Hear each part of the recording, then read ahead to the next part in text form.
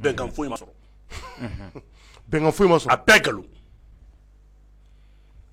Mali b'a ka décision kan Mali b'a ka ligne kelen kan mais Assimi nana Assimi t'a yɛrɛ ka baara la koyi Assimi tɛ sɔrɔsiw dɔrɔn ka baara la Assimi bɛ maliyɛn bɛɛ de ka baara la Mali ye discours mun kalan o ni tribune na Mali b'o de kɔ mais pour la négociation politique et diplomatique Mali ye fɛn dɔ de ɲini Alassane fɛ o fɔlɔfɔlɔ min Alassane ka jɔ a ka faute la publiquement k'a reconnu filanan ye mun ye Alassane kana ka jamana di comme base arrière ka jamana bin sabanan ye mun ye Alassane ka Mali ka décision de justice respectée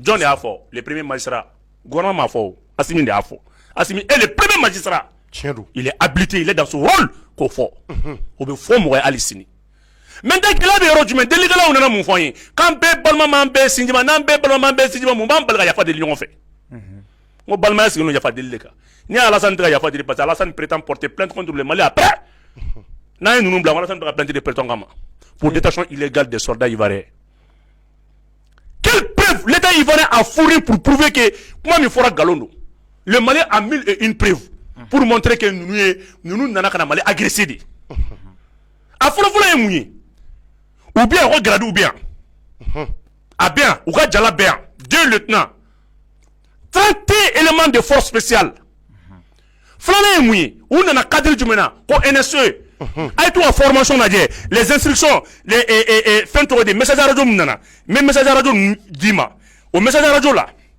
i b'a ye k'a fɔ u bɛ mun fɔ u ye formation min kɛ Côte d'Ivoire message radio min kɛr'u kun quand ils sont venus u nana n'u ye ka n'u regrouper kuma na ka formation k'u kun u ye mun fɔ ko NSE éléments don u b'a fɔ nin yɔrɔ la yan a lamɛn dɛ message radio b'a ko bravo n'a fɔra ma armée la ko bravo i bɛ bravo kɔrɔ o ye point mort o de ye min bɛ fagali yɛrɛ kɛ on a dit maintenant que 31 fusils d'assaut ko k'o de di ka formation kɛ n'o ye 31 fusils d'assaut Allahu Akbar ça c'est maintenant le message bravo a y'a partagé message Charlie ko cogo di tɛ cɔrɔnɔ min dalen don a yɛrɛ la ko ninnu ye sɔrɔsi ye i ka na yan sɔrɔ yan mais aw ko la ko NSE mɔgɔw don et dans la note verbale de la MINUSMA ko NSE mɔgɔw tɛ parce que ale mu wari siri ne ko mɔgɔ dɔ nan'i ma ko nin don a fɔra k'o tɛ e b'i basé jumɛn kan min dalluwa min b'i bolo to i t'i basé o de kan kosɛbɛ e k'i miiri quelqu'un des éléments de force spéciale ko ka équipement d'assaut d'u ma ça c'est le message bravo 31 fusils d'assaut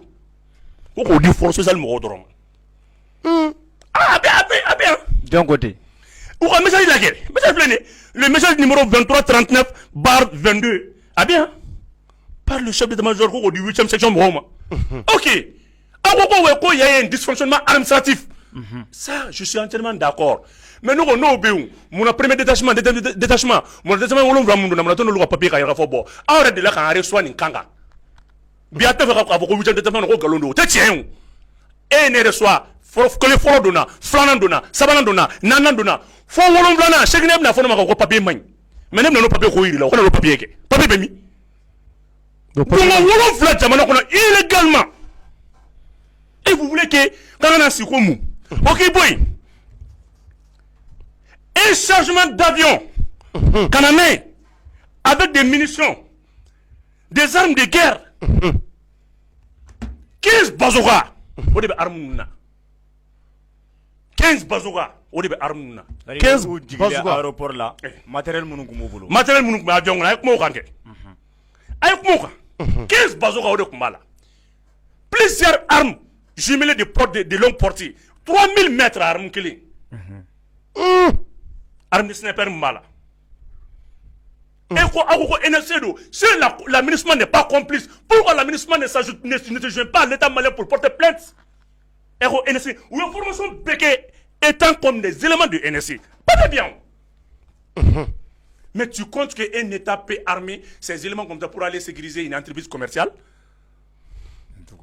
oui ça c'est une entreprise commerciale c'est incroyable ah faut déléguer là au nous si ou bon comment que l'info nya même famia jamfaka mais n'a malien an malien baraka sa n'a fori ma dore ma yini fe kiki do foti doron koro e o kito fana ke mais e bolo mama na ma black na deli la o ta gira ka foka e jonga la fo ama mo black na deli la lui il fait des discours de en guerre sans délai aller beau fort tandis que mo black na deli la dore to parce que Alassane est c'est un cadre C'est un intellectuel fait. Ouais, mais s'il dit par exemple, sans délai, est-ce que c'est pas peut-être un message, comme c'est un homme politique, de un, de deux également, il est le premier responsable de la Côte d'Ivoire. Donc, à comment faut peut-être, pour mais au fond, il sait que, vous savez que sans délai. Est-ce que toi? Au début, sans délai est un terme diplomatique. Ça n'a pas d'effet juridique. Sans délai, il faut que non, non. Un n'est qu'à côté de moi, il y a fio. Il y a comment de son dilo. A quel menacé, a quel comment faut ou y'a le comment dit. Mais sans délai, peut-être un terme diplomatique. Et fait à là. Beaucoup de filles, comment là. Mais il y a comment de son dilo. Peut-être à sans délai, il a dit ça peut-être pour rassurer. Mais sans délai, faut Koumina. C'est pas pour rassurer. Sans délai, faut chien flà, c'est pour rassurer le peuple ivoirien que c'est des soldats ivoiriens, alors que c'est pas vrai. C'est pas des soldats ivoiriens. Et au thé, ivoirien thé. Subhanallah. Mais pourquoi lui-même il n'a pas donné des explications? Non, non. Non,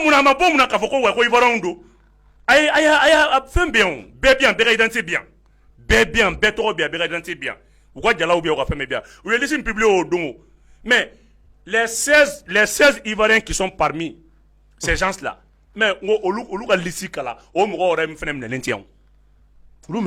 il y a une usurpation d'identité. Voilà. Mais il y a toujours 46 personnes dedans.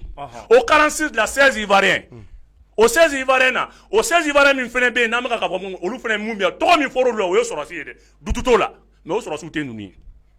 Et vous m'avez tout dit. Ah et au don chogodi. Ah, et ne au don chogodi. Et mais comment je m'envoie au don chogodi. Ah, il réalité à vous. Non, ça c'est ma source, ça n'engage que moi, je m'assume. C'est pour cela qu'on a forfait, qu'on a nous nabla, nous nous nabla, pas nous kumel lomé. Les vrais militaires soldats ivoiriens veulent qu'on nous kumel à échanger après la Légion française au bout de l'avion on couvre la France. Mais les autres là c'est des Français. Au lieu de Légion. Ivoirien tan woromba o yɛrɛ balo lembi olu be korvare u bolu ta ko ni ɲagam ɲɔgɔn na c'est pourquoi kana fɔ k'a ye mɔgɔw bila ten sa munna tɛ pour ka yana ka ko mɔgɔw bila munna tɛ tiɲɛ ɲini tiɲɛ ka fɔ u ka sɔrɔ ka bila. Vous pensez que Assimi b'u yɛrɛ to nin na 2 ans après en droit international a pu kunna ko la responsabilité pénale elle peut être collective. En code n'i y'a ta code pénal fɛ la responsabilité pénale est individuelle. Mais en droit international, le président ainsi que son gouvernement, ainsi que même les membres du CNT peuvent être poursuivis. En ce moment, la responsabilité devient collective. Et vous pensez que 3 ans après, c'est pour ça que le gouvernement malien tient à être derrière sa justice. Ça, c'est de libérer les 3 là dans le cadre maintenant de l'action humanitaire. Oh, il y a la chantage. Ah, bana. Ne bolo o bonne fois n'a sɔrɔ ko wɛrɛ tɛ ko kɔfɛ o bonne fois ko ka dialogue de dayɛlɛ ne Mali ni Côte d'Ivoire cɛ an ka sigi ka balimaya kuma fɔ ka sinjiya kuma fɔ bon ye saba bila an b'i fɔ k'i waleɲuman dɔn mais a bɛ taa jɔ ko dysfonctionnement administratif avec des armes mɔgɔ ka marifa ta mɔgɔ ka ma ko ye dysfonctionnement administratif ye n ko ye document de ye ou bien destination papier kun ka ci cɔrɔ ma a taara di jɛn faga ma ou bien a taara di buba ma mais n ko de ye dysfonctionnement ye mais ka marifa ta ka ɲɛci dɔ la ko wa ko i m'a dabɔ a kama o tɛ kɛ yan. O Mali tɛmɛna Mali Assimi de bien ça Assimi ka Mali de bien.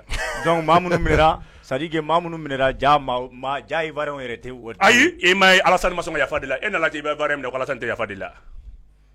N'i ka jamanaden minɛ i bɛ yafa de la mais n'i ka mɔgɔ tɛ jɔn ka perte don minnu ka dugulamɔgɔ don k'u ka mɔgɔ nɔfɛ. Minnu ka duguladen don. Minnu ka duguladen. A fɔra ko Ivoirien 16 b'a la donc a tɔ ye nationalité jumɛn ni jumɛn i bɛ se k'u si kan ye. A bɛɛ ye Légion française France Légion. Ah, Mali a partagé maintenant Chogodi. Ne kuma ba ye oui. Chogodi. Explication do dama o la. Maintenant il ko 16 de ye Ivoire sɔrɔsiw ye. Mais maintenant ni ko sera ka kɛ cogo di? Par exemple même aya Sierra Leone président Sierra Leone olu ka ɲɛmɔgɔ dɔ bila kana u ka président nana plutôt en même temps CEDEAO mɔgɔ wɛrɛw nana bon u bɛɛ segira nka u ma se ka fɛn fɔ. CEDEAO bɛna kɛ parce que c'est le parrain de la CEDEAO n'a fɔra ko Légion française de CEDEAO de o on a une CEDEAO française CEDEAO française de b'an kunna c'est pas une CEDEAO africaine so ni CEDEAO africaine do pour que le Mali a porté plainte contre la France na CEDEAO mi yɛrɛ autosaisir la en tant qu'un pays membre ou bien ni. Mais français de fora parce que on français intérêt de ni ou bien ni et même on a ma ngali ko premier détachement tarami deuxième détachement tarami on a été ngali ko na papier pour montrer au Mali à l'état malien que c'est un dysfonctionnement administratif folo flé na ndona ta ne flana ndona ta sabana ndona ta nana ndona ta tourna mais wolom lana sekina ta to ko ka foko on nana ta avion min nanani 8e détachement mo wi o avion ne taara ni 7e fɔlɔ ka yɔrɔ lankolon to. Vous parlez ça c'est un terme ça c'est un terme ça est-ce qu'il ça c'est pas un esprit militaire ni sɔrɔsikɛ bɛ taa n'a bɛ yɔrɔ bila sɔrɔsikɛ bɛ yɔrɔ a taa relève de ta ka na o bɛna dɔ in relever a bɛ segin n'o ye avion nana dɔw ta sɔgɔma de avion in bɔra sɔgɔma de ye a taara ni dɔw de ye sɔgɔma avion taara ni 7e détachement de ye sɔgɔma ka yɔrɔ lankolon to ka 15 personnes to yen ka segin ni 8e détachement ye ah non et k'i bɔ yen fɛnɛ k'a fɔ il y a 51, il y a 31 éléments de force spéciale. Qu'est-ce que le rôle d'une force spéciale? Il va dans la main, elle a pour mission d'opérer, d'intervenir derrière la ligne de front de l'ennemi. Force spéciale bêta de kata cible ou bureau de ta coup détruit. C'est pour cela qu'on les a dit maintenant des fusils d'assaut. Il y a instruction de beaucoup des fusils d'assaut. Fusils d'assaut, fusils monebodo en termes militaires. Fusils d'assaut. Oui, mais. Nene ko 100 ko 100 fusils d'assaut te fusils wɛrɛ a bɛ fɔ de ma bamanankan ko firinkan. Ko jumɛn? Firinkan. Kana dɔrɔn k'i kan kan fɛn bɛɛ b'i bolo ka fira kan arme b'i bolo a bɛ tir kɛ a bɛ obi fili a bɛ bombe fili a bɛ rafale b'a la a bɛ tila ka bombe marifa bɔ coup par coup o b'i bolo arme wɛrɛ b'i bolo tun o fana ye maîtrise o b'i bolo arme wɛrɛ b'i bolo tun o fana bɛ se ka fɛn caman fili c'est des armes i mago bɛ fɛn fɛn na arme kelen bɛ se k'a bɛɛ kɛ a fɔ de ma ko arme d'assaut e b'i firi jɔn ka Mali ya ah mais Chorno i b'a dɔn Buma bɛ le kuma min fɛ nin ye kuma ba ye dɛ ah ni kuma ba ye dɛ k'a jira k'a fɔ ko maa minnu parce que an bɛ k'a kɛ ko c'est des Ivoiriens ja ce ne sont pas des Ivoiriens oui o kuma de ne bɛ kuma kelen f'i ɲɛna aucun président au monde i ka mɔgɔw bɛ minɛ k'i tɛ delili kɛ tu reconnais les dysfonctionnements administratifs ala taarɔ jan sa n'an bɛɛ bɔra Manden de an bɛɛ malien de an bɛɛ CEDEAO mɔgɔ de an ka mode de vie man jan ɲɔgɔn na si le gouvernement déplore des manquements administratifs qu'il y a eu des manquements qu'il y a eu des dysfonctionnements administratifs mais pourquoi pas ne pas présenter des excuses an k'o kɛ prévu an bolo don min na n'anw nana k'a fɔ k'an binna o kan an bɛ mun de yira Assimi bɛ mun de yira don min na ni Côte d'Ivoire nana k'a fɔ k'a ka mɔgɔ minnu kunbɛn ko ni bana bɔra yan ou bien an binna ale kan k'a fɔ k'a bɛ ninnu traduit a bɛ mun de yira comme prévu. Il faut un dossier qui est déjà judiciarisé. C'est un dossier judiciaire. Donc aujourd'hui, on reste derrière la justice. Ni min dans le hier la menace ni fengola. Au Kanake. C'est pas ni jamana ma fort militairement il sera encore de nyako. Un pays super armé comme le Mali, il veut son ali mo ministre et c'est le seul pays de la CEDEAO à avoir fait la guerre. Allez drone de guerre ke.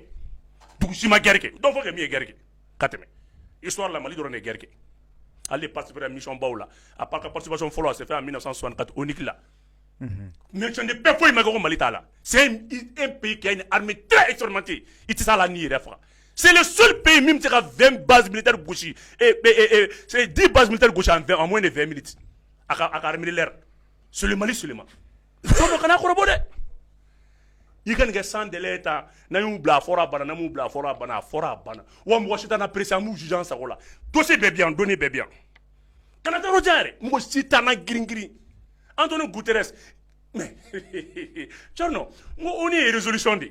C'est pas le dessous d'un secrétaire général qui engage l'ONU. Ah non, Antonio Guterres parce que il a des mèches avec l'aménagement qu'a Mali déstabilisé. Ça n'engage pas l'ONU. On est résolution dit. Viens fera. D'accord. Maintenant, ni ko bina laban cogo di? Tiens ma ke. Tiens ma cogo di? Tiens de bra ke ni Mali ka galome yorom na nano ke. De pas ko dam na Mali be tiens. Ah e ko ba laban mi ma ba laban Mali ka tiens de. Wa mbo tiens kele ne ka. Itisa na kele la. Itisa na fofo la. Anga boni anga jani anga jama ka chani. Johnny Mali. Anga boni Johnny. Alassane. D'accord. Donc c'est ça on va ira ka fo Mali bi sira mun kan ni o ye kiri sira ko ka sɔrɔsi ninnu f'u ka kiri k'a ko dɔn maintenant tiɲɛ donna sisan o b'a jira k'a fɔ u bɛna datugu tiɲɛ donna sa i b'a fɔ k'u kan ka san hakɛ min kɛ kaso la n ko tiɲɛ de donni filɛ tan ne ma tiɲɛ dɔ f'e ye sisan u kan ka san hakɛ min kɛ kaso awɔ an b'o de fɔ o bɛɛ bɛna kɛ Mali la a bɛ taa kɛ min ko u bɛna Mali la n'u bɛna yɔrɔ wɛrɛ an bɛ taa juger nka u bɛna Mali la. Ouais, parce que déjà l'affaire a été judiciarisée et puis les enquêtes sont en cours. Donc le jugement avec Mali. Si mais nous c'est ça. Nous ne l'écoutons pas quoi. Mais c'est nous le recouvrons tout à coup le Mali là parce que nous non une mission Jean frère, il va quoi Emma. Moi je suis diplômé du droit civil sciences criminelles. De telles missions là échouera et bien éliminé de où. Nous nous besoin nous d'ailleurs religion. Nous yɛrɛ ko ka droit d'asile k'u bɛ to Mali la ninnu nafa ba de bɛ Mali ye o. Cogo di k'u bɛ to Mali la wa. Ninnu.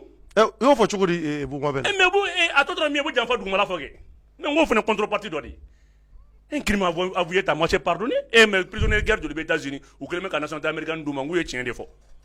Espion qu'on riche ou fait on qu'on le coup tabi coup fait un douma qu'on naturaliser ka fait un fuma. Mais quoi n'y faudron ou ka Amadou Koumfa uni tiers de l'homme homme na nous est du coup tu trouves non faudron y a pas de problème. Donc où est la ligne ka to malla Et oui au fond moi son atao ani ne doit jongo bibo bulga sini. et oui au fond E ko la donta e ka fu anya fu ubla la wata. Tu sais et il est accord valité ivoirien il t'a lobé était lomé kai o ma yoro jme ah ba ka do mi mo do ne ba o bolu don fo ka fara parce que a biyu kuna ko légion de do ouais mais ça dit ivoirien te mais ivoire autorité dum bora bubu ah bubu kan kuma kabako de quoi passeport bien passeport copie bien passeport chamane be min dans le 4 juillet mais ce qui est encore et de son le 4 juillet 2022 passeport gagné uniquement pour déstabiliser les Mali. Passeport badengata bemade. Passeport chamane dans le 4 juillet. Tu penses que Aramadi un seul contingent peut venir chamanga passeport beda d'articuler? Donc à quel le 4 le 10 où il est sur le Mali. Où il est sur le Mali, passeport dans le 4. 6 jours après. 6 jours après. Avec des identités dissimulées. Passeport comme mensonge. Et de son tour du force spécial. Et koko iye kuma do fo tona kuma do fa ka kuma la akoko mina kuma do fina mo mi nga jamana kani marfay ka kala ka fo kale ni ale tuyi auto usurpation d'identité ya auto wa bon et mina le Mali de demain dans le cadre de NSE mais et bien rien fo Mali autorité de ka barakew il faut que les éléments de force spéciale du Mali coopèrent avec maintenant leurs homologues de la Côte d'Ivoire mais autant balé ko ke mensonge et c'est mensonge anga capitaine ni e ba ka baraka ñoo fa sur le passeport est mensonge et des dans est mensonge. Mais comment tu vas collaborer avec l'armée malienne? Il y a des oh mais il y a Mali fene là. Il y a Mali de demain. Ah il y a des ah donc abana. Oh mais ne be segi ko doni. Anya e muso saba munu blala. Olu kunye olu blala ka da mu yere ka exact parce que anya olu c'est le Côte d'Ivoire u balma taru kumbe aéroport là. U balma yu baru là. Nous sommes wa an yabu nu ka demayaw la ñoo fe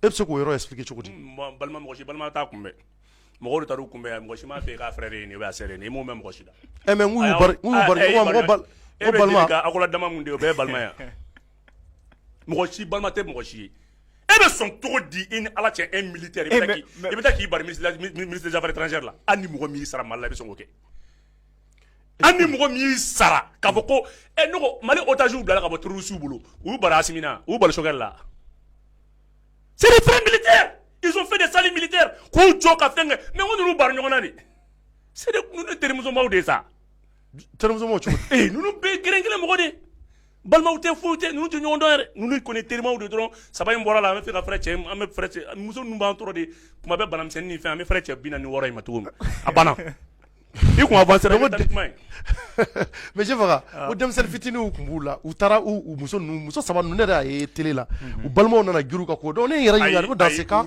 c'est que u balmo te chorno u ni mo yu ba nyoko na me anu balmo do kelinde mo bina ni woro mamule e bolo ko le yivana sa so mo do mabako kuma ne nunu do do me video ka fo asima mbi dilan chew dama mo aramadia e Mali africain sinu aramadia de ka ite sur ce kemina abara ko muso den tabulu c'est bina ni woro o besa ka chekana ne.